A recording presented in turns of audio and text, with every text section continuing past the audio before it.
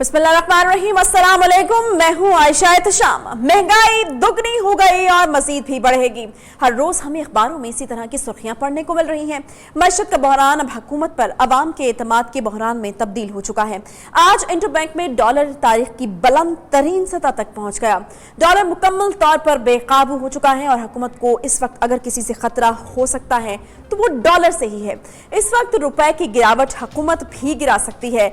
ये वो बातें हैं जिनके बाइस वज़ीर-ए-आज़म को अब जरूर घबराना पड़ेगा, क्योंकि इस वक्त अवाम कंफ्यूज है। अवाम इस वक्त मुआशी सूरत हाल से घबरा रही हैं और हुकूमत की जानिब देख रही हैं कि कहीं ये भी दिखाई नहीं दे रहा। इस वक्त डॉलर की ज़ख़ीरा अंदोज़ी के हवाले से मुफ्ती तकी उस्मानी का फतवा भी सामने आ चुका। पाकिस्तान इस अपने घटते हुए ज़र मुबादला के ज़खायर की वजह से शदीद मुआशी मुश्किल से दो चार है और IMF के डील होने के बाद मुल्क में $1 की कीमत 180 तक पहुंचने की अफवाहों के बाद सिर्फ चंद दिनों में डॉलर की कीमत में 10 रुपए से जायद का इजाफा देखा गया। रुपए की बेकदरी की एक बुनियादी वजह लोगों की जानिब से ज़ख़ीरा अंदोज़ी को भी करार दिया जा रहा है। मुफ्ती तकी उस्मानी का यह कहना है कि मौजूदा सूरत हाल में नफा कमाने के लिए डॉलर खरीदना मुल्क के साथ बेवफाई और ज़ख़ीरा अंदोज़ी की बिना पर एक गुनाह है। उन्होंने कहा कि कीमत बढ़ने पर बेचने की नीयत से डॉलर खरीदना ज़ख़ीरा अंदोज़ी है, जो कि शरई तौर पर गुनाह है, जिस पर रिवायत में लानत आई है। हुकूमती वज़रा भी इस वक्त डॉलर गिराओ, रुपया उठाओ और हुकूमत बचाओ की बातें करते हुए दिखाई दे रहे हैं। आज पंजाब हुकूमत के वज़ीर इत्तलात संसाम बुखारी भी मीडिया से गुफ्तगू के दौरान डॉलर के हवाले से कुछ इसी तरह की अवामी अपील करते हुए नजर आए। उसको नहीं रखने चाहिए, इसका मतलब है that is a black money. उसको वो मार्केट में लाना चाहिए, अपने डॉलर अकाउंट में ले आए, कोई प्रॉब्लम नहीं। हम कोई उस पर कोई ऐसा नहीं कर रहे कि खुदा न खास्ता लोगों के घरों में कुछ छापे, लेकिन एज ए पाकिस्तानी आपका ये डॉलर आर्टिफिशियल हाइक है, क्योंकि लोगों ने एक हमारा ट्रेंड है कि जी हाँ जी ये चीज बढ़नी है, ये सारी चीजें खरीद लें। तो अगर हम सारे पाकिस्तानी हैं तो सबको अपने अपने हिस्से के मुताबिक पाकिस्तान को कंट्रीब्यूट करना चाहिए। पैसा तो उन्हीं का रहेगा, व्हाई नॉट इन बैंक्स। हुकूमत से गारंटी लें, कोई कुछ नहीं करेगा, बैंक से करें ताकि वो ज़र मुबादला नजर आए। डॉलर की ज़ख़ीरा अंदोज़ी रुपए की कदर में गिरावट का बायस है या IMF के मुआहदे से की गई शराइत का नतीजा या डॉलर की मनी लॉन्ड्रिंग, कई सवालात उठ रहे हैं। इस वक्त अफवाहों का बाजार है गर्म और हुकूमत मुकम्मल तौर पर बेबस दिखाई दे रही है। सट्टेबाजों का राज है और कहा यह जा रहा है कि डॉलर की उड़ान 180 रुपए फी डॉलर तक जा सकती है। ये भी खबरें हैं कि हुकूमत मनी एक्सचेंज कंपनीज के खिलाफ कोई क्रैकडाउन भी करने का ख्याल रखती है, लेकिन इन खबरों को भी अफवाह साजों की चाल करार दिया जा रहा है। हुकूमत किसी भी तरह से इस सट्टेबाजी को कंट्रोल करने में नाकाम है। डॉलर के भाव में चढ़ाव और रुपए की बेकदरी के मामले पर बात करेंगे आज सदर exchange companies association of Pakistan Malik Bostan साहब हमारे साथ मौजूद है। बहुत शुक्रिया मलिक साहब प्रोग्राम में हमें ज्वाइन करने के लिए। अच्छा मलिक साहब, ये रुपए की कदर में कमी की एक बड़ी वजह IMF के मुआहदे को भी करार दिया जा रहा है। आपके ख्याल में IMF का मुआहदा ही है या फिर कोई और वजह है? दूसरा मुझे बताएगा कि क्या ये मार्केट में कंट्रोल करने वाली जो बात आई थी कि डॉलर को मार्केट कंट्रोल किया करेगी, वो भी एक वजह है? और अगर मार्केट कंट्रोल किया करेगी तो फिर क्या एक्सपेक्ट किया जाए कि रुपए की बेकदरी क्या ऐसी जारी रहेगी?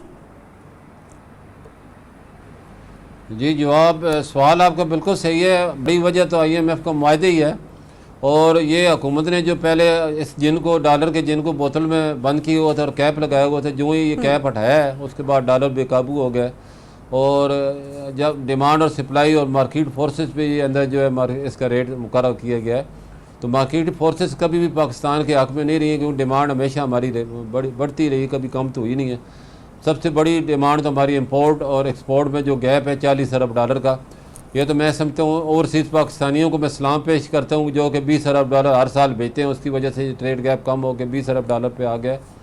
और इससे अब हमारी वज़ीर-ए-आज़म इमरान खान साहब से पिछले हफ्ते मीटिंग भी हुई थी और उसमें मैंने उन्हें बताया था, ये सारे फिगर दिए थे। मैंने कहा जी जब तक इम्पोर्ट हम अपनी कम नहीं करेंगे, हमारी डिमांड में इस तरह इजाफा रहेगा और हम इसी तरह कर्जे रहते रहेंगे और पाकिस्तान कभी तरक्की नहीं करेगा।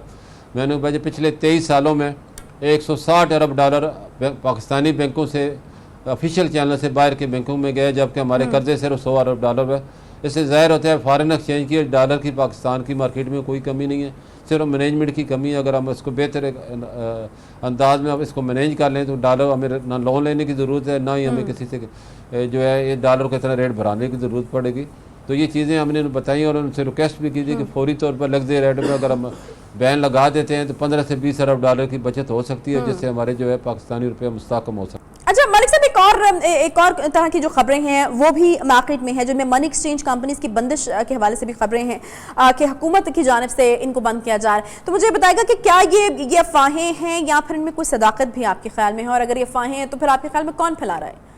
ये जी बिल्कुल खबरें हैं, और मेरी रात को हफीज शेख साहब से बात, और हमें हमारी ना कुछ तरह की तजवीज़ है, ना ही हम इस तरह कोई होने वाला है। ये सब पाकिस्तान में पैनिक फैलाने की साजिशें हो रही हैं, क्योंकि एक्सचेंज कंपनी है, आपको पता है पाकिस्तान के बड़ा आम रोल है इस वक्त। 5 से 6 अरब डॉलर एक्सचेंज कंपनी के ज़रिए मुल्क में आ रहा है, इसमें से 1.5 अरब डॉलर हर साल हम हुकूमत पाकिस्तान को देते हैं, और 5 अरब डॉलर आवाम को देते हैं, जो कि सबसे ज़्यादा जो हमारा फॉरेन एक्सचेंज है वो हज और उम्रे के लिए 3 अरब डॉलर हर साल जाता है। तकरीबन 12 लाख आदमी जो है हज और उम्रे के लिए जाते हैं। इस तरह एजुकेशन के लिए, हेल्थ के लिए जो लोग बाकी मुल्कों में सफ़र करते हैं या बिज़नेस के लिए जाते हैं, तो ये सब का सब एक्सचेंज कंपनियाँ प्रोवाइड कर रही हैं। तो ये बहुत बड़ा आम रोल है हमारे पाकिस्तान के इकानमी को और पाकिस्तान के रुपये को बिल्ड करने का और रिजर्व बढ़ाने का। पिछले 8 साल में हमने 13 अरब डॉलर हुकूमत पाकिस्तान को दिए हैं। तो मैं समझता हूँ ये एक्सचेंज कंपनियों की वजह से मुल्क जो है आज इतनी जो आपने देखा फ्री मार्केट है, और पाकिस्तान के लोगों में जो रुपए की चहल पहल हुई है, आपने देखा 93 के बाद हुई जब से फ्री मार्केट वजूद में आई। ठीक है मलिक साहब, ये तो ऑब्वियसली आपने एक रोल बताया कि मनी एक्सचेंज कंपनीज का क्या रोल होता है, लेकिन मुझे बताएगा क्या इस रोल में ये रोल भी होता है कि डॉलर की कदर में जो इजाफा होता है उसमें भी इनका कोई किरदार होता है क्या? नहीं जी, बिल्कुल कतन में ये गलत खबर है। मनी एक्सचेंज का तो वॉल्यूम भी बहुत सारा है, जब जो कि इंटर बैंक और जो वॉल्यूम है वो 300 मिलियन पर डे है, जबकि एक्सचेंज कंपनी का 10 से 15 मिलियन डॉलर पर डे है। तो एक तो एक्सचेंज कंपनियों का जो इतने भी कैपिटल है बहुत महदूद होता है, और दूसरा उन्हें 25% से 75% अपनी तमाम कर्सेंस को रात को सेल करके जाना होता है, और तीसरा उसमें जितनी भी ट्रांजैक्शनें हो रही थी उसकी सबकी वीडियो रिकॉर्डिंग बन रही होती है, जो कि स्टेट बैंक किसी वक्त भी चेक कर सकते हैं, और 2 महीने के लिए हर कस्टमर का वीडियो सेव करना ज़रूरी होता है। तो ये तो पॉसिबल ही नहीं है कि एक्सचेंज कंपनियों को इस तरह की वायलेशन करें और बचें। हाँ, अलबत्ता अच्छा। बैंकों में ये कार्टेल बनाया हुआ है, और ये कई दफ़ा पहले इसकी इंक्वायरियाँ भी हो चुकी हैं, और हमने हुकूमत के नोटिस में भी ये लाया कि डिमांड और सप्लाई का नजायज़ फ़ायदा उठा के जो है कुछ बैंकर जो है इसमें मुलव्वस होते हैं, उन्हें पता होता है कि बहुत बड़ी पेमेंट है। सबसे ज़्यादा हर साल हर महीने जो है 1200 मिलियन डॉलर की क्रूड ऑयल की पेमेंट होती है, जो कि बहुत बड़ी एक पेमेंट है। इस तरह जो है एग्रीकल्चर की 700 मिलियन हर महीने होती है। ये 2 अरब डॉलर की जो पेमेंट है मंथली, इसका उन्हें पता भी होता है कब पेमेंट होती है।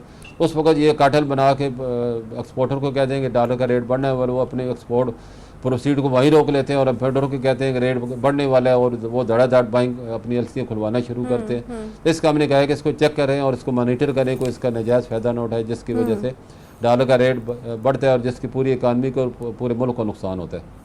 तो IMF से जब मुआहदा हुआ तो डॉलर में हमने देखा कि इजाफा होता है, फिर हुकूमती मॉनेटरी पॉलिसी और शरह सूद में इजाफे का भी ऐलान हुआ, तो फिर दोबारा डॉलर की कीमत में भी इजाफा हुआ। अब आपको लगता है यही रुक जाएगा या फिर ये सिलसिला मजीद आगे जारी रहने वाला है? आज स्टेट बैंक ने जो अपनी मॉनेटरी पॉलिसी में कल ऐलान किया है, एक तो उन्होंने टेस्ट रेट बढ़ाया जो कि 12.25 पे चला गया, और उन्होंने कहा जी हुकूमत ने 4800 अरब के मजीद कर्जे लिए हैं, और तीसरा उन्होंने कहा कि महंगाई दुगनी होगी और मज़ीद बढ़ेगी, और चौथा उन्होंने कहा कि एक्सचेंज रेट में भी काफ़ी इजाफा हो गया और मज़ीद बढ़ने के इम्कान है। तो ये सारी चीज़ें इस तरह की नेगेटिव भी आ रही हैं, हमारी फेवर में हुकूमत की में नहीं आ रही हैं। तो मैं समझता हूँ हुकूमत को जब तक अपनी डिमांड में कमी नहीं करेगी और उस वक्त तक डॉलर का रेट जो है, क्योंकि डिमांड और सप्लाई का मतलब ही है, मार्केट फोर्सेज हमारे हमेशा ख़िलाफ़ ही रही हैं। ईरान और अमेरिका की जंग के बादल मंडरा रहे हैं, जो कि जिसके बिल्कुल हमारा पड़ोसी है, उसके लपेट में पाकिस्तान भी आ सकता है, उसके शोले से पाकिस्तान बच नहीं सकता। हमें बड़ी इस वक्त तदब्बर का सामना करना पड़ा। ईरान के बाद अफ़गानिस्तान का बॉर्डर हमारा गैर महफूज हो गया, ईडी का बॉर्डर तो पहले गैर महफूज था। तो उसके बाद IMF हमें जो है, जो कल आपने पढ़ा होगा, उन्होंने कहा है कि हुकूमत पाकिस्तान लोन लेने से पहले इन तमाम ममालिक से NOC हासिल करे, ख़ास तौर पर चाइना, सऊदी अरब और USA के, वो जो उन्होंने लोन पाकिस्तान को दिए हैं, अगर वो पाकिस्तान नहीं देता तो वो उसको एक्सटेंड कर देंगे। तो इस तरह ये हमारे साथ सुतीला सलूक हो रहा है। हम भी मेंबर है, इसी तरह हम भी अपना शेयर अदा करते हैं। इस तरह गैर ज़रूरियाँ पाबंदी लगा के पाकिस्तान को लेट डाउन किया जा रहा है और पाकिस्तान को मैं समझता हूँ ब्लैक मेल किया जा रहा है। तो हमें इन चीज़ों को मद्देनज़र रखना होगा। पाकिस्तान जब तक अपनी मैशत को महफूज नहीं बनाएगा, अपनी सलामती भी फिर हमारी महफूज नहीं रहेगी। اچھا یہ ڈالر کی جو ذخیرہ اندوزی جس کو کہا گیا ہے کہ ڈالر خرید کے، کیونکہ پچھلے دنوں جب یہ سلسلہ چلا کہ ڈالر کا ریٹ بڑھنے والا ہے تو لوگوں نے ڈالر خرید کر رکھنا شروع کر دیا. مفتی تقی عثمانی صاحب کا ایک فتویٰ سامنے آ گیا اور وہ یہ ذخیرہ اندوزی اس کو قرار دیتے ہیں اور وہ کہتے ہیں کہ اسلام میں ممانعت ہے اس کی. ریلیجن ایک ایسی چیز ہوتا ہے جس کو obviously ہمارے ہاں ایک بہت بڑا طبقہ جو ہے وہ بہت زیادہ سیریسلی فالو کرتا ہے، مانتا ہے. تو مجھے یہ بتائے گا کہ آپ کو لگتا ہے کہ اس فتوے کے بعد اب کچھ تبدیلی آئے گی، کچھ یہ سلسلہ رکے گا جو یہ شروع ہو چکا تھا ڈالر کی قیمت میں اضافے کا، یا پھر لوگ خریدتے تھے یہ بڑھنے کی ایک وجہ تھی تو اب اس میں کمی آئے گی؟ میں سمجھتی تقی عثمانی صاحب نے بڑا اچھا بر وقت یہ ایک شہری مسئلہ جو ہے پبلک کے نوٹس میں لائے ہیں، اور پاکستانیوں کا ایز اے محبت وقت پاکستانی ہونے کا ہر پاکستانی کا فرض بنتا ہے کہ وہ ترکی کی مثال میں آپ کے سامنے پیش کرتا ہوں. 2003 میں ان کا جو لیرہ تھا 16 لاکھ لیرے کے بدلے میں $1 آتا تھا، تو آج انہوں نے دیکھو 7 لیرہ کے مقابلے میں $1 کی ویلیو رہ گئی ہے. اور پیچھے جب امریکہ کا ان کے ساتھ آپس میں جو سیاسی چکلس ہوا تھا اور اس میں جو ہے انہوں نے امریکہ کا ڈالر کا بائیکاٹ کیا، اور آپ نے دیکھا کہ اس میں جو ہے ان کی قوم نے جو ہے ڈالر کو آگ بھی لگائی اور انہوں نے اپنی تمام کرنسیاں اور سونے کو بیچ کے جو ہے انہوں نے اپنا لیرہ خریدا، اور آج وہ ان سیکشن کے باوجود ان کرائسس کے باوجود نکل آیا. تو میں سمجھ ہمیں ہماری بصیرت قوم میں قربانی دینی ہوگی، ڈالر کا بائیکاٹ کرنا ہوگا. غیر ضروری ڈالر رکھنا کوئی یہ جان بچانے کی دعا تو نہیں ہے، نہ کوئی ایسی غذا ہے کہ اس کو نہ کھایا جائے تو آپ مر جائیں گے.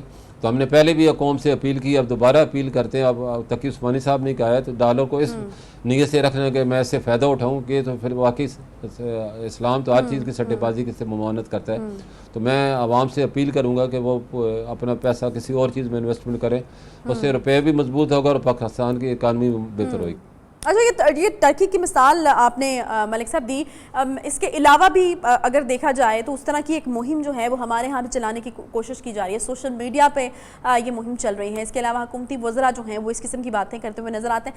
تو یہ ڈالر جو بائیکاٹ مہم ہے اگر یہ چل نکلتی ہے، تھوڑی آگے بڑھتی ہے، تو آپ کو لگتا ہے کہ منی ایکسچینج کے کاروبار پر اثر پڑے گا اس چیز کا؟ دیکھو یہ منی ایکسچینج کو تو کوئی فرق نہیں پڑتا. منی ایکسچینج نے تو نہ ذخیرہ اندوزی کرنی ہے، نہ منی ایکسچینج کی یہ کی خواہش ہے کہ لوگ اس کو ذخیرہ اندوزی کر کے پاکستانی کے روپے کو بڑھائیں، اور پاکستان کو مطلب روپیہ ڈیویلو کرنا اپنے ملک کو ویلیو کرنے کے برابر. ہماری ہر چیز گر جاتی ہے، اس سے ریزرو کرتے ہیں، معیشت گرتی ہے، ہماری ساکھ گرتی ہے، ہمارے حکمرانوں کو باہر جا کے دیکھو بھیک مانگنی پڑتی ہے ملک کی خاطر. تو ہمیں اب بصیرت قوم ہمیں اپنے کاروبار کے لیے، ملک سب سے اہم ہے، کاروبار تو ہوتا ہی رہے گا. ٹھیک جی، بہت شکریہ. ملک بستان صاحب ہمارے ساتھ موجود تھے. ڈالر کے بڑھتے ہوئے جو دام ہے اس کے حوالے سے بات ہو رہی تھی، کیونکہ یہ الزام بھی لگایا جاتا ہے، یہ ایلیگیشن بھی ہے کہ جو منی ایکسچینج کمپنیز ہیں ان کا ایک بہت بڑا رول ہے جو روپے کی قدر میں کمی ہو رہی ہے، ڈالر کی قیمت میں اضافہ، اور اس کو بالکل نگیٹ کیا ملک صاحب نے. اور انہوں نے بالکل کہا کہ بہت ہی بر وقت قسم کا جو یہ فتویٰ ہے مفتی تقی عثمانی صاحب نے دیا ہے، اس کو ریلیجن سے جوڑ کر شاید اب بہت سارے ایسے لوگ ہوں جن کی سمجھ میں یہ بات آیا اور اس چیز کا ادراک ہو کہ شاید یہ ذخیرہ اندوزی اس نیت سے پیسے کو جوڑ کر رکھنا کہ اس سے فائدہ اٹھایا جائے گا، ذخیرہ اندوزی کے زمرے میں ہی آتا ہے. ایک چھوٹا سا بریک لیں گے، بریک کے بعد واپس آتے ہیں. کچھ بات ہوگی نیب کے حوالے سے، نیب کے چیئرمین کے انٹرویو کے حوالے سے، اور پیپلز پارٹی کے اس انٹرویو پر اور پریس کانفرنس پر عدالت کا دروازہ کھٹکھٹانے کے حوالے سے. ایک بریک کے بعد ہمارے ساتھ رہیے. شیلا رضا صاحبہ بھی ہمیں جوائن کریں گے. جاوید چودھری صاحب نے ایک انٹرویو چھاپا، اس میں چیئرمین نیب نے بتایا مجھ پر دباؤ بھی ہیں، مجھے تھریٹس بھی ہیں، مجھے رشوت بھی دینے کی کوشش کی گئی، میرے گھر میں ڈاکہ ڈالا گیا، اہم دستاویز چوری ہوئی، چھپ کر کبھی اپنے گھر رہتا ہوں، کبھی کسی اور کے گھر رہتا ہوں، اور انہوں نے کہا کہ میں کسی کو نہیں چھوڑوں گا. پرویز خٹک صاحب بھی جیل میں جائیں گے، 3 بلوچستان کے چیف منسٹر ہیں وہ بھی جیل میں جائیں گے. تو سارے جو کرپشن کے کیسز ہیں پنجاب کے اندر ہیں، اس لیے میں پنجاب کا پیچھا کر رہا ہوں. سندھ کے بارے میں انہوں نے کہا کہ وہاں حکومت اور پولیس ہم سے تعاون نہیں کرتی، لیکن میں آصف زرداری اور فریال صاحبہ کو نہیں چھوڑوں. شہباز شریف صاحب نے کہا ان پر کیس ختم کر دیے جائیں تو وہ سیاست سے ریٹائر ہو جائیں گے اور پیسے واپس کر دیں گے. یہ چیئرمین نیب نے کہا کہ مجھ سے شہباز شریف صاحب نے رابطہ کیا اور یہ بات مجھے کہی. اس میں ان کی 3 شرائط تھی کہ ایک، پیسے جو ادا کرے گا نیب کو شہباز شریف صاحب کے بہاف پر وہ کوئی بیرونی حکومت یا شخص ہوگا، اور اس کے بدلے ان کو کلین چٹ مل جائے گی اور حمزہ شہباز صاحب کو چیف منسٹر بنا دیا جائے گا. یہ ڈیل آفر کی شہباز شریف صاحب نے مبینہ طور پر چیئرمین نیب کو. شہباز شریف صاحب کا کبھی کوئی میٹنگ چیئرمین نیب سے बिल वास्ता या बिला वास्ता नहीं हुई। क्या चेयरमैन नैब को चीफ मिनिस्टर पंजाब बनाने का इख्तियार है? इसी किस्म की डील जो है वो नवाज शरीफ साहब भी ऑफर कर रहे हैं। पाकिस्तान के वज़ीर-ए-आज़म कहते हैं कि करप्शन से पाकिस्तान को खतरा है और एहतिसाब के इदारे के सरबराह कहते हैं कि इस एहतिसाब से उनकी जिंदगी को खतरा है। नायब chairman justice retired Javed Iqbal से मुलाकात के हवाले से 16 मई और फिर 17 मई को नामवर सहाफी और कॉलमिस्ट जावेद चौधरी के 2 कॉलम्स पर इस वक्त एक हंगामा बर्पा हो चुका है। नामवर सहाफी के कॉलम्स के बाद चेयरमैन नैब की 19 मई को की गई प्रेस कॉन्फ्रेंस पर सियासी हलकों में हलचल मच चुकी है। आज मुस्लिम लीग नून के सीनियर नायब सदर शाहिद खान अब्बासी ने भी प्रेस कॉन्फ्रेंस में नैब चेयरमैन को मुतनाज़ करार दिया और नैब को भी एक गैर जानिबदार अदारा कहा। साबिक वज़ीर-ए-आज़म ने अपनी प्रेस कॉन्फ्रेंस में नैब और चेयरमैन नैब के हवाले से कई सवालात उठा दिए। शाहिद खान अब्बासी की प्रेस कॉन्फ्रेंस के बाद एक नया पंडोरा बॉक्स खुल गया है। सवाल उठ रहे हैं कि कौन झूठ बोल रहा है, नामवर सहाफी या फिर नैब चेयरमैन। 19 मई को नैब चेयरमैन ने दबंग अंदाज में की गई प्रेस कॉन्फ्रेंस में अपनी जान को खतरे के हवाले से भी जिक्र किया था, जिसका जिक्र जावेद चौधरी साहब के कॉलम में भी मौजूद है। जावेद चौधरी साहब के कॉलम्स के मुताबिक नैब चेयरमैन की जिंदगी को खतरा कब्जा माफिया और सियासतदानों के किसी गिरोह से था। चेयरमैन नैब के बकौल एजेंसीज ने ऐसी कॉल्स ट्रेस की हैं जिसमें एक बासर शख्स दूसरे बासर शख्स से ये कह रहा है कि जस्टिस को 5 अरब रुपए की पेशकश कर दो। दूसरे ने जवाब दिया ये पैसे लेने के लिए तैयार नहीं है। पहले ने कहा फिर इसे डरा दो। दूसरे ने जवाब दिया हमने इसे कई बार डराया है, हमने इसकी गाड़ी का पीछा भी किया है, बॉम्ब मारने की धमकी भी दी, लेकिन ये नहीं डर रहा। पहले ने कहा ओके फिर इसे उड़ा दो। नैब चेयरमैन के बकौल हुकूमत ने इन्हें मिनिस्टर कॉलोनी में बंगला भी दिया, लेकिन वहां पर भी इनकी फाइल चुरा ली गई। नैब चेयरमैन के बकौल वो अब सबका टारगेट बन चुके हैं और पाकिस्तान की सबसे महफूज जगह भी इनके लिए गैर महफूज है। 4 रोज कबल ये सब कुछ जावेद चौधरी साहब ने अपने कॉलम्स में तहरीर किया था, जिस पर अब खुलकर मुस्लिम लीग नून और पीपल्स पार्टी तनकीद कर रही है और कई सवालात भी उठा रही है। इसी कॉलम में नैब चेयरमैन ने बताया कि इन्हें सदर बनाने की ऑफर भी दी गई और ऑफर करने वालों का नाम बहुत जल्द वो बताएंगे। जबकि नैब चेयरमैन की प्रेस कॉन्फ्रेंस में भी उन्होंने आइंदा चंद रोज में इंकशाफात और सवालात के जवाब देने का अंदिया भी दिया था। उन्होंने अपने इंटरव्यू में इस बात का भी इजहार किया कि इन्हें हुकूमत और अपोजिशन दोनों जानिब से दबाव का सामना है। नैब चेयरमैन ने शरीफ फैमिली के साथ प्ली बार्गेनिंग और डील का भी इंकशाफ किया। अगर देखा जाए तो वो तमाम गुफ्तगू जिसका जिक्र जावेद चौधरी साहब ने अपने कॉलम में किया, नैब चेयरमैन की जिंदगी को दरपेश खतरे के हवाले से जिक्र कॉलम में भी मौजूद है। पीपल्स पार्टी अब ये कह रही है कि कोई कानूनी कार्रवाई जो है वो नैब चेयरमैन के हवाले से की जाएगी। जो बातें उन्होंने की वो बातें उनका करना बनती नहीं थी, उनके ओहदे को सूट नहीं करती थी। शहला रज़ा साहिबा पाकिस्तान पीपल्स पार्टी की रहनुमा है, काफ़ी प्रोमिनेंट, हमें ज्वाइन किया, बहुत शुक्रिया शहला रज़ा साहिबा आपने ज्वाइन किया हमें। आसिफ अली ज़दाई साहब का एक शॉट में सुनवाना चाह रही हूँ, उसके बाद मैं आपकी बैंकर्स को हथकड़ियाँ लगा के 80 साल के बूढ़ों को तुम कोर्ट में लाओगे। कानून ये कहता है कि accused is the favorite child of the court जब तक प्रूव अदरवाइज ना हो जाए कि ये गिल्टी है। अभी तो गिल्टी कोई नहीं है, अभी तो सोच ही नहीं है और आप हथकड़ियाँ भी लगाओ, बूढ़ों को जेलों में भी डालो और फिर कहते हो इकॉनमी भी चलाओ। चेयरमैन नैब ने एक इंटरव्यू भी दिया है, उसमें आपका भी उन्होंने तस्करा किया है। इंटरव्यू आपने सुना? सर उसको हक नहीं है इंटरव्यू देने का, उसकी पोस्ट नहीं कहती कि उसको इंटरव्यू देना चाहिए, मगर दिया है तो we will take action. Shaila रज़ा साहिबा हमारे साथ मौजूद है, बहुत शुक्रिया शैला प्रोग्राम में हमें ज्वाइन करने के लिए।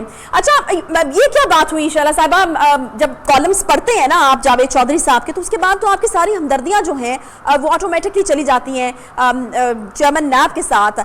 वो ये कहते हैं कि उनकी जान को खतरा है, वो ये कहते हैं कि अपने घर पर रह नहीं सकते, वो ये कहते हैं कि कोई जगह उनके लिए महफूज नहीं है, प्लानिंग्स हो रही हैं उनको मारने के लिए, उड़ाने के लिए, हुकूमत उनके खिलाफ, अपोजिशन उनके खिलाफ। और वो ये भी कहते हैं कि आइंदा चंद आने वाले दिनों में आपको मुस्लिम लीग नून, पीपल्स पार्टी और जो हुकूमती जमात है PTI वो एक ही पेज पर नजर आएंगे। तो वो तो इस वक्त बहुत ज़्यादा मजलूम मालूम पड़ते हैं और जिनकी जान को बहुत ज़्यादा खतरा है, वो एक मुसलसल ज़हनी अज़ियत का शिकार हैं। और दूसरी तरफ आप लोग कह रहे हैं कि आप लोग भी अब कानूनी चाराजोई करने जा रहे हैं उनके खिलाफ, क्यों?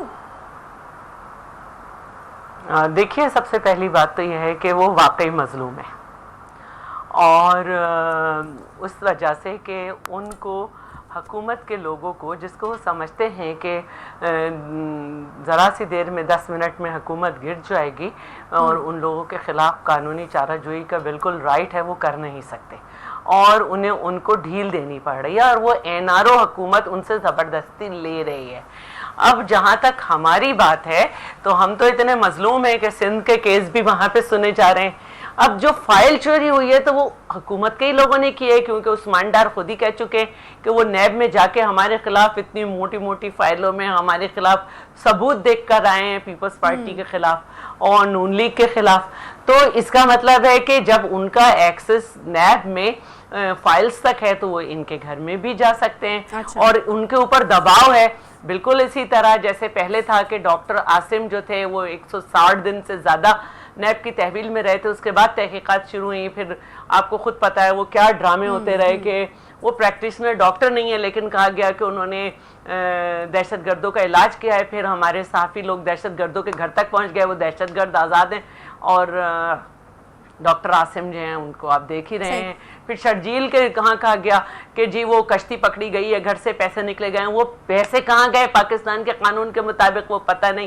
تو نیب کا کام تو تحقیقات کر کے ریفرنس دائر کرنا ہے. خود سپریم کورٹ نے بھی یہ آرڈر دیا ہے. تو اب مسئلہ صرف یہ ہے کہ جو چیئرمین نیب نے یہ کہا ہے, یہ بھی انہوں نے دباؤ میں کہا ہے کہ ان کو یہ دباؤ دیا گیا کہ تم یہ کہو کہ ہم آصف کو نہیں چھوڑیں گے, فریال کو نہیں چھوڑیں گے.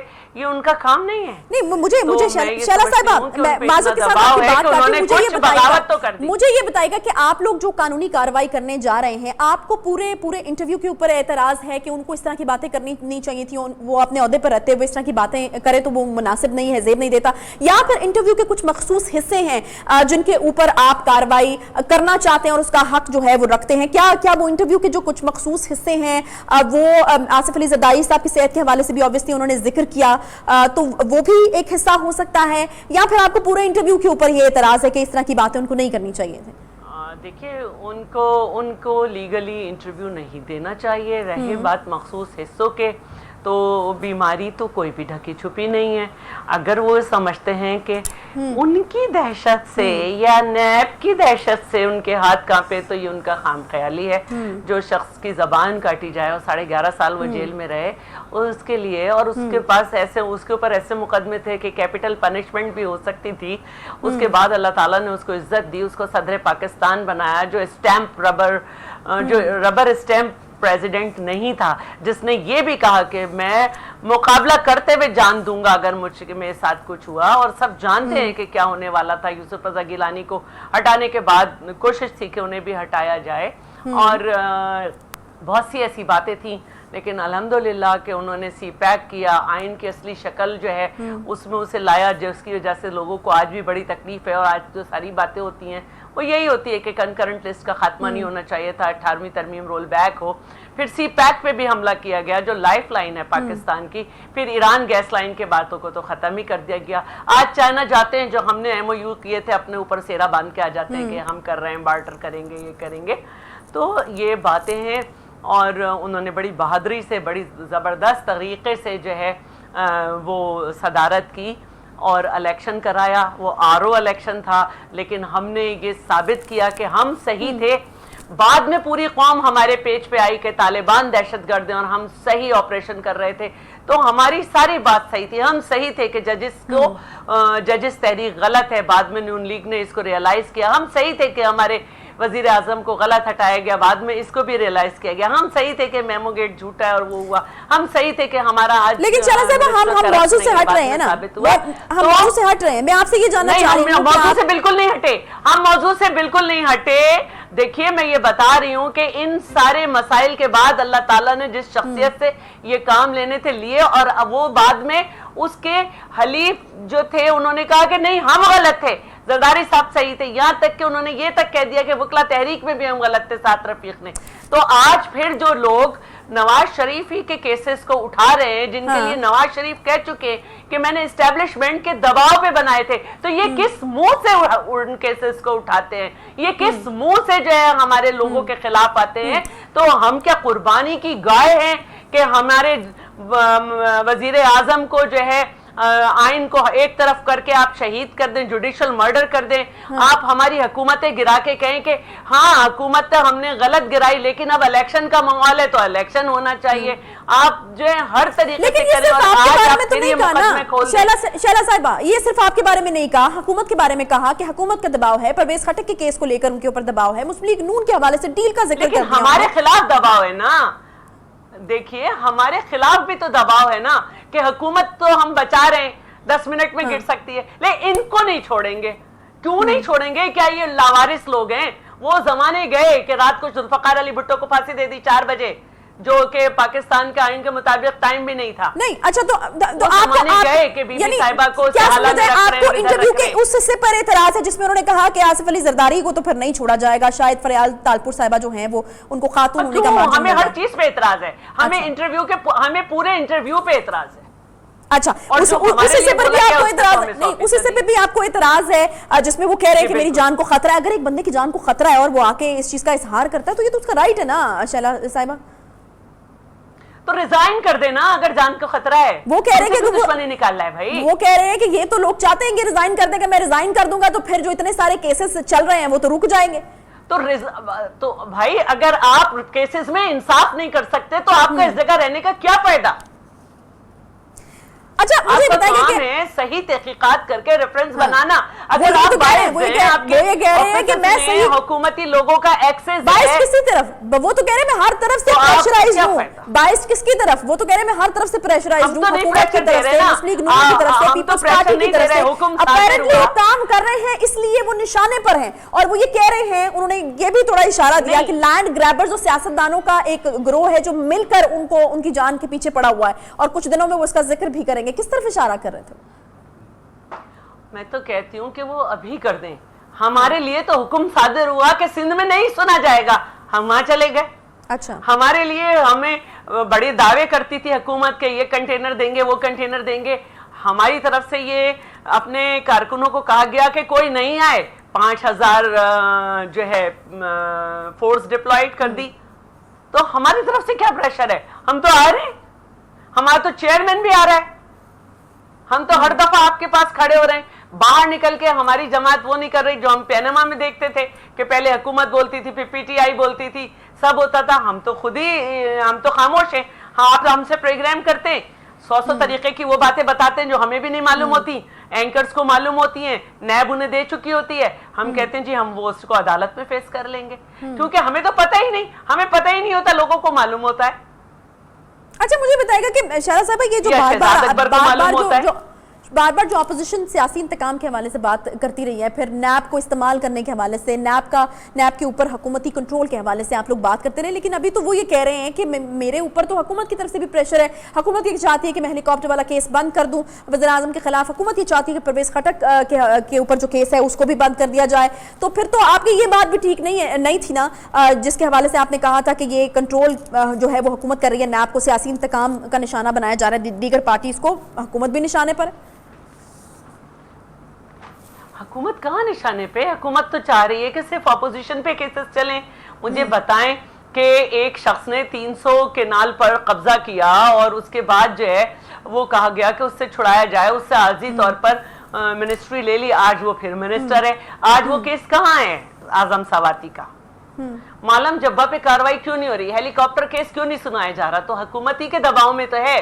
मेरे कायदीन को क्यों इस्लामाबाद में खिलवाया जा रहा है? ठीक है। अच्छा शहला साहब, एक शॉर्ट चेयरमैन को क्यों बुलाया जा रहा है? चेयरमैन नैब साहब का भी एक शॉर्ट है जिसके अंदर वो इस इंटरव्यू के हवाले से कुछ वजाहत देते हुए नजर आ रहे हैं। मैं चाहूंगी कि वो सुनवा दें, फिर मैं दोबारा आपकी तरफ आती हूँ।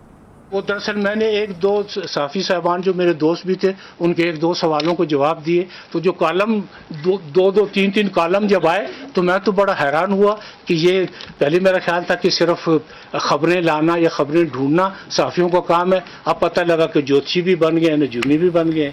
इसके लिए आप सबको मुबारक। साफ़ी ज्योतिषी भी बन गए, नजूमी भी बन गए, सबको मुबारकबाद जी।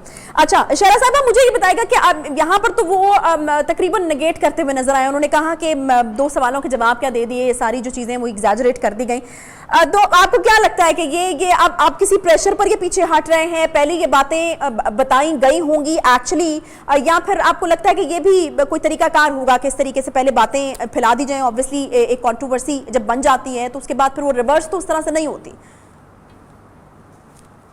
अब देखिए, मैं उनकी स्पोक पर्सन तो नहीं हूँ, लेकिन जाहिर है कि बात जबान से और तीर कमान से जब निकल जाए तो वो वापस नहीं आता। यहाँ पे तो सूरत हाल ये है कि आप अधूरी बात कहें तो और बात आप पूरी ना कर सकें, किसी का हवाला दे रहे हो तो फतवे लग जाते हैं। جلوس نکل جاتے ہیں, جان سے مارنے کی تیاریاں ہو جاتی ہیں, ملونہ کا خطاب مل جاتا ہے.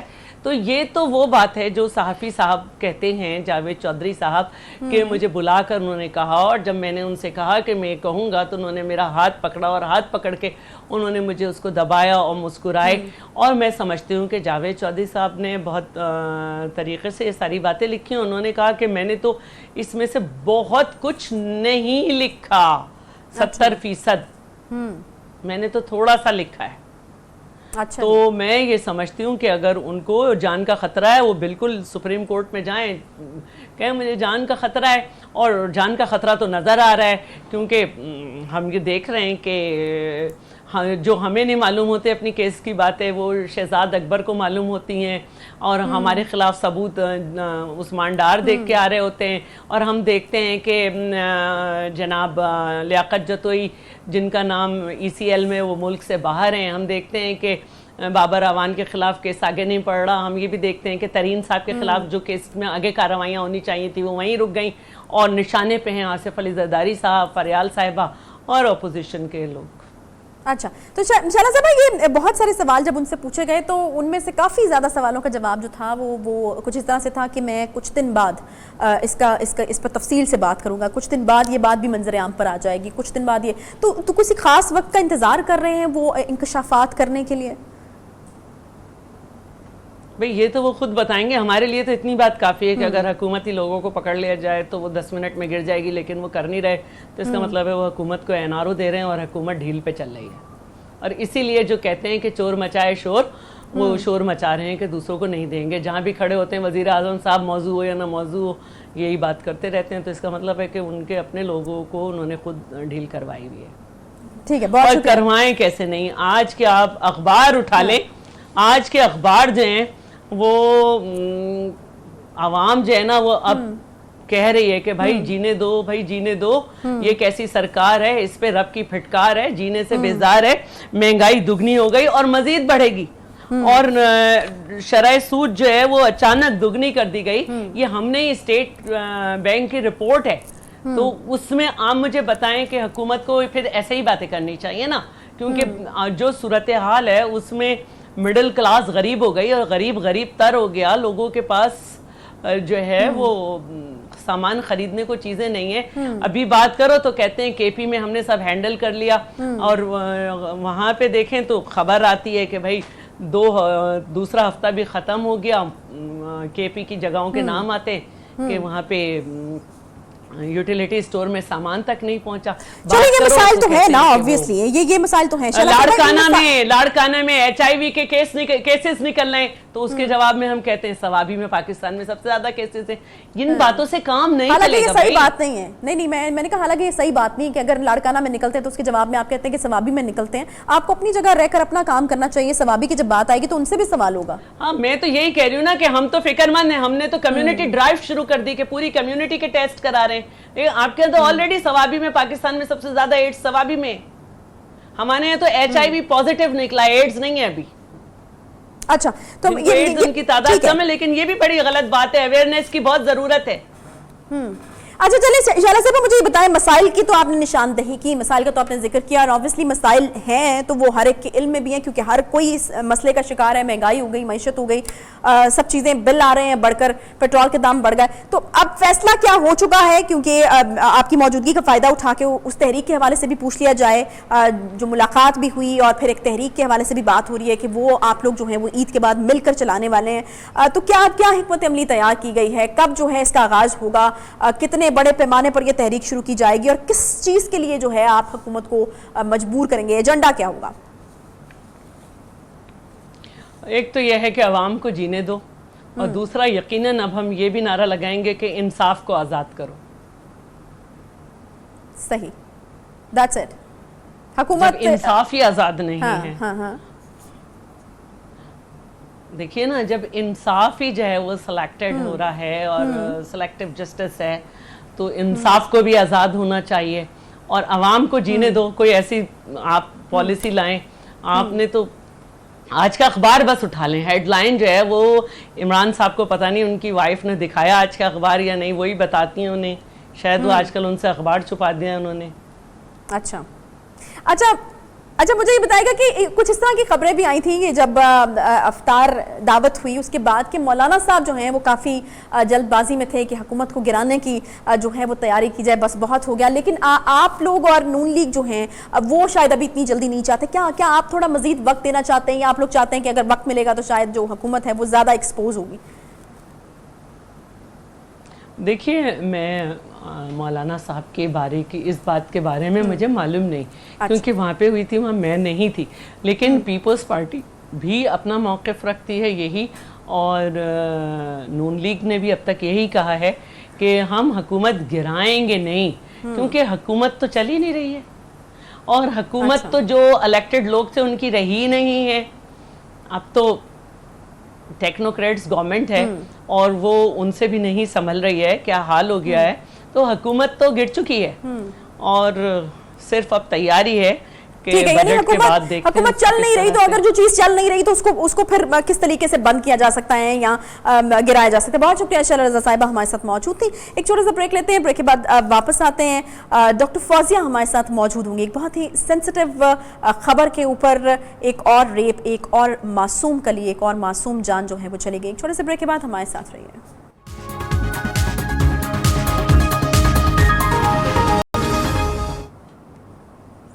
ماہ رمضان میں اس بابرکت ماہ مبارک میں کیپٹل آف پاکستان میں ایک اور ننھی بچی، ایک اور فرشتہ درندگی کا نشانہ بن گئی.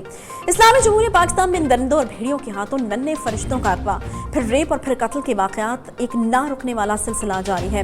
اسلام آباد میں 10 سالہ قبائلی بچی فرشتہ کو اغوا کرنے کے بعد مبینہ طور پر ریپ کا نشانہ بنایا گیا اور قتل کرنے کے بعد اس کی مسفودہ لاش کو جنگل میں پھینک دیا گیا.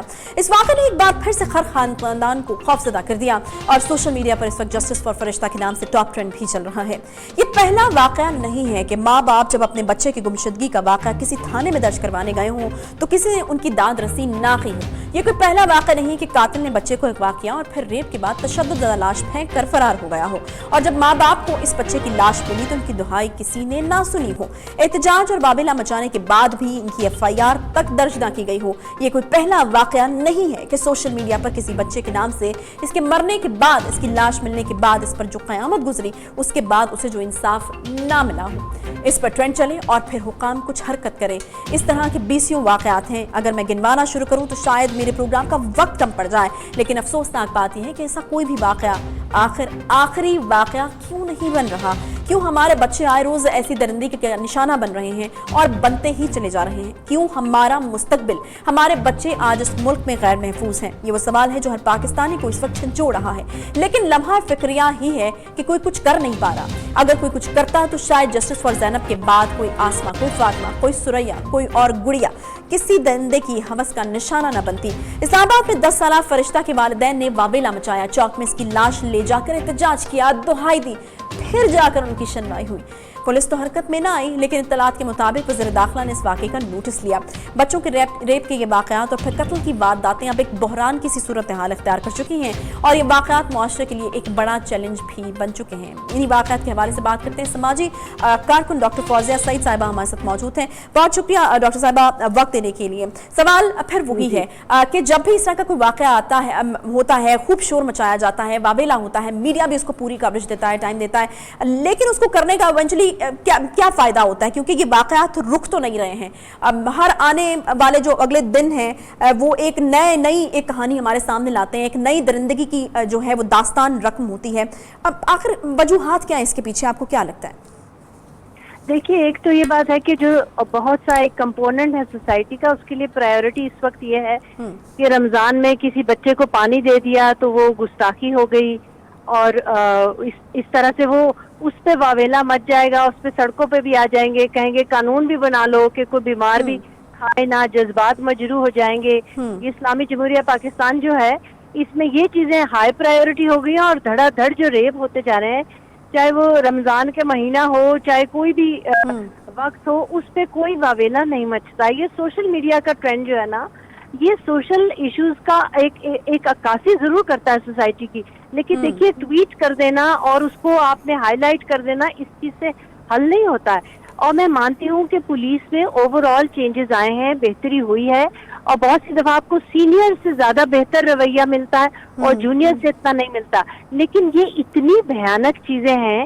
میں سمجھتی ہوں کہ ایک امبڈسمین پولیس کا ضرور ہونا چاہیے جہاں پر لوگ جو ہیں وہ اپنی کوئی داد رسائی ہو وہاں پر جا کے شکایات درج کریں. جس طرح آپ نے دیکھا کہ پولیس والوں سے بھی ایک ریپ ہوا, جو کئی ایسے ہیں جو رپورٹ بھی نہیں ہوتے. اس لڑکی کی ہمت ہے جو اس نے رپورٹ کیا, جس میں 3 پولیس والے تھے, راشد منہاس تھا, محمد نذیر تھے اور لوگ تھے. تو یہ اس کے اوپر ایک تو میں یہ کہوں گی کہ ہم سب کی آنکھیں جمی ہیں. وہ جو 3 پولیس والے ہیں اور ایک سویلین ہے, اس کو سزا کتنی جلدی ہوتی ہے اور کتنی سخت ہوتی ہے. ایسا نہیں ہے, دیکھیے ریپ جو ہے یہ کرائم اگینسٹ پرسن ہے, کرائم اگینسٹ اسٹیٹ نہیں ہے. اس کا مطلب یہ ہوا کہ آپ گلے پہ انگوٹھا رکھتے ہیں اور اس سے معافی طلب کر لیتے ہیں. تو یہ جب تک یہ کرائمز جو ہیں کرائم اگینسٹ اسٹیٹ نہیں بنیں گے اور یہ ہمیں اشور نہیں کرایا جائے گا کہ یہ معافی کر کے, دباؤ ڈال کے, ڈیلے کر کے, جوڈیشری ہماری اس قدر سینسٹیو ہے کہ ایک لفظ بھی آپ کہو تو وہاں توہین ہو جاتی ہے. تو بھائی اپنا سسٹم بھی تو آپ اس کو بھی تو ریفارم کریں نا. اگر 6 سال ریپ کیس میں لگتے ہیں تو اس کو کوئی جسٹس کہہ سکتا ہے؟ مختارہ کا آج تک حل نہیں نکلا ہے, آپ دیکھ لو کہ کتنے سال ہو گئے. تو ان بچیوں کے بھی جو ریپ ہیں, اگر تو یہ 6 سال 7 سال کی ہیں تو پھر بھی تھوڑا بہت یقین کر لیتے ہیں. اگر بڑی لڑکی جائے تو آلموسٹ 99% ایٹیٹیوڈ یہ ہوتا ہے کہ اس نے خود کچھ کیا ہوگا. ڈاکٹر صاحب مجھے یہ بتائے گا کہ ہمارا معاشرہ دن بدن غیر محفوظ کیوں ہوتا جا رہا ہے؟ اس کے پیچھے کیا جو ہیں وہ محرکات ہیں؟ خاص طور پر اگر بچوں کے لیے بات کی جائے, کیا فرسٹریشن لیول بڑھ گیا ہے مہنگائی کے بڑھنے کے ساتھ, بے روزگاری کے بڑھنے کے ساتھ, یا پھر آبادی کا بڑھنا بھی اس کی ایک اہم وجہ ہے؟ بہت سارے لوگ ہم نے ایسے دیکھے جو اپنے بچوں سے کام کرواتے ہیں, وہ تو بچے اس لیے پیدا کرتے ہیں کیونکہ جتنے بچے زیادہ ہوں گے اتنے ہی بچے باہر جا کر کام کریں گے, گھر میں انکم آئیں گی. تو یہ آبادی کا بڑھنا بھی اس کی ایک وجہ ہے.